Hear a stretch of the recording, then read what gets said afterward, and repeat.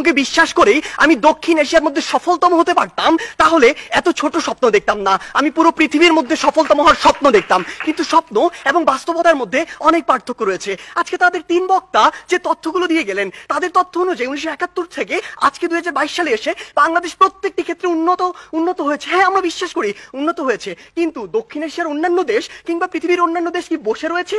বিজ্ঞ বিচারক মন্ডলী একটু লক্ষ্য করুন, 2020 সালের তথ্য মতে বাংলাদেশের যে অর্থনীতি, এটি হচ্ছে বিশ্বের 35তম বড় অর্থনীতির দেশ, যেটা 2035 সালে গিয়ে হবে বিশ্বের 25তম বড় অর্থনীতির দেশ।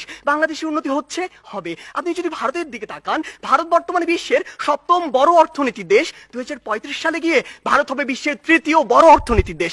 ভারত আপনার দিকে তাকিয়ে বসে রয়েছে না, দক্ষিণ এশিয়ার অন্যান্য দেশ বসে থাকছে না, পৃথিবীর অন্যান্য দেশগুলো বসে থাকছে না। আমাদের কথা হচ্ছে, যখন আমরা দক্ষিণ এশিয়ার সফলতম হতে চাইবো, আমাদের সামনে যে একটি ব্যারিয়ার রয়েছে ভারত, সেটিকে আমাদের টপকে যেতে হবে। কেন আমরা যেতে পারবো না, কোথায় কোথায় সে বাধাগুলো রয়েছে, সেগুলো নিয়ে আজকে আমরা কথা বলবো। তারা আজকে বললেন আমরা আন্তর্জাতিক অনেক স্বীকৃতি পেয়েছি। হ্যাঁ, আমরা অসংখ্য স্বীকৃতি পেয়েছি, কিন্তু আপনি এটি কেন বলছেন না যে ট্রান্সপারেন্সি ইন্টারন্যাশনাল 2021 সালে বলেছে দক্ষিণ এশিয়ার সবচেয়ে দুর্নীতিগ্রস্ত দেশ বাংলাদেশ। তারা বলেছে অন্তত আফগানিস্তানের পিছনে বাংলাদেশ রয়েছে, নেপাল, ভুটান, এদের চেয়েও বাংলাদেশ বেশি দুর্নীতিগ্রস্ত দেশ। আপনি কেন এটি বলছেন না? বিগত 15 বছর ধরে আপনার দেশ থেকে যে পরিমাণ অর্থ পাচার হয়েছে, তা দিয়ে আপনার দেশে 2 বছরের বাজেট দেওয়া যেত।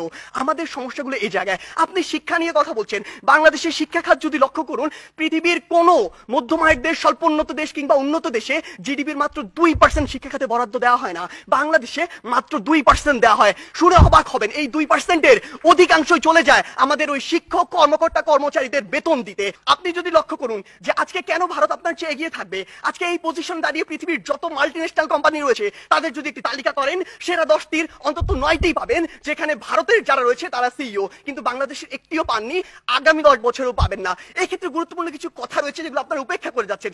আপনারা কিভাবে ভারতের সাথে তুলনা করেন? একটু আগে একটি হাস্যকর কথা বলে গিয়েছেন যে ভারতে নাকি 0.2 মিলিয়ন, অর্থাৎ মাত্র 2 লক্ষ মানুষ বিদ্যুতের সুবিধার কাছাকাছি যেতে পারেনি। আপনি একবার চিন্তা করেছেন ভারতের জনসংখ্যা কত? 130 কোটি জনসংখ্যার একটি দেশ, আর আপনি 17 কোটি জনসংখ্যা নিয়ে ভারতের সাথে তুলনা করছেন। আপনি যদি 17কে 130-এর সাথে তুলনা করে সে অনুযায়ী গুণ করতেন, তাহলে দেখবেন ভারত আপনার চেয়ে অবশ্যই এগিয়ে রয়েছে। আপনি আজকে কথা বলছেন বাংলাদেশের বিভিন্ন খাত নিয়ে, কৃষি খাতের কথা বলছেন।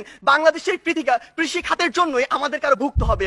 বাংলাদেশের কৃষি খাতে আপনি এই জরিপে আর আপনার এই পরিসংখ্যানে যা দেখাচ্ছেন, কৃষকের কাছে যান সেটি দেখতে পাবেন না। কৃষক আজকে তার ধানে আগুন পর্যন্ত লাগিয়ে দেয়। আজকে কি হয়েছে? আজকে হয়েছে যে পুরো বাংলাদেশের যে হাসপাতালের যে সিস্টেম, স্বাস্থ্য খাত, এটি 8 থেকে 10টি কোম্পানির হাতে, মানুষের হাতে জিম্মি রয়েছে। এটি থেকে বের হয়ে আসতে হবে।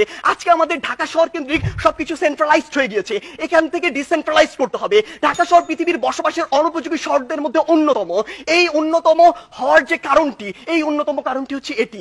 আমাদেরকে এই জায়গাগুলোতে কাজ করতে হবে। আপনি ডেল্টা প্লেনের কথা বলছেন, আপনি প্যারিস চুক্তির কথা বলছেন। এই প্যারিস চুক্তি থেকে যেমনটি ট্রাম্প করেছিল, যখন ইচ্ছা তাদের স্বার্থ থাকবে না, বের হয়ে যাবে। আপনাকে আপনাদের নিজের স্বার্থ দেখতে হবে। আপনি দেখবেন ওই কার্টাগোনা প্রোটোকল চালু হয়েছিল ঠিকই, যুক্তরাষ্ট্র মনে করেছে যে পরিমাণ কার্বন নিঃসরণের লিমিট দেওয়া হয়েছে সেটা তার পক্ষে মানা সম্ভব না, সে বের হয়ে গিয়েছে। তারা সেইটুকুই লক্ষ্য করবে। তাই মাননীয় বিচারক মন্ডলী, আমরা বিশ্বাস করি বাংলাদেশ অবশ্যই সফলতম একদিন রাষ্ট্র হবে, সেটি আমরা স্বপ্ন দেখি, কিন্তু 21 শতাব্দীর মধ্যে এটি সম্ভব নয়। যখন আমাদের সামনে ভারত রয়েছে, সম্ভব হবে যদি আমরা যে সীমাবদ্ধ ক্ষেত্রগুলো দেখিয়েছি সেগুলোতে কাজ করতে পারি। আমরা প্রত্যাশা করি কোনো একদিন আমাদের প্রজন্ম বাংলাদেশকে সফলতম রাষ্ট্র হিসেবে দেখবে। ধন্যবাদ বিজ্ঞ বিচারক মন্ডলী।